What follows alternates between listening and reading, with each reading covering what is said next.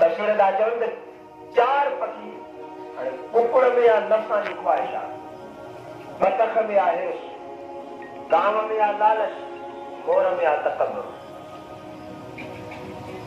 इमाम रब्बानी मुजद्दिद मुनव्वर हुसैनी रहमतुल्लाह अलैहि फरमाइनि था ये 4 ख़सलतूं जे इंसान जे अंदर में मौजूद आहिनि उहो कॾहिं बि मारिफत जी चाली न चढ़ंदो। उहा जेका माम अंदर वारी मारिफत वारो जेको रंग आहे उहो न चढ़ंदो।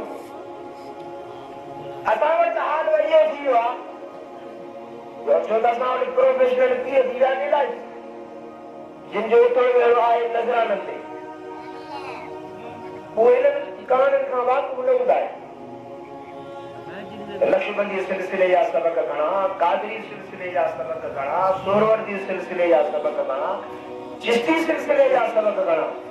हे उहे कामिल अल्लाह वारा जिन वटि अंदरूनी माम आहे, जिन जे अखियुनि में उहे कुदरती लेज़र शुआऊं मौजूद आहिनि जो बिगड़ियल जे क़ल्ब ते नज़र विझंदा आहिनि त उनजी दुनिया आख़िरत सींगारे छॾींदा आहिनि। हे उनजी कहाणी आहे। सवे साईं मशहूरी शरीफ़ वारनि सींगारे छॾिया आहिनि। इहा नज़र जो कमु असांजी हिन सुन्नत जमात में जेकी बि बुज़ुर्गान दीन आहिनि, जेकी साहिब नज़र आहिनि, साहिब सुलूक आहिनि, अहले दिल आहिनि, अखियुनि वारा जेके आहिनि उहे नज़रुनि सां अॻे जी तबियत खे तब्दील करे छॾींदा आहिनि।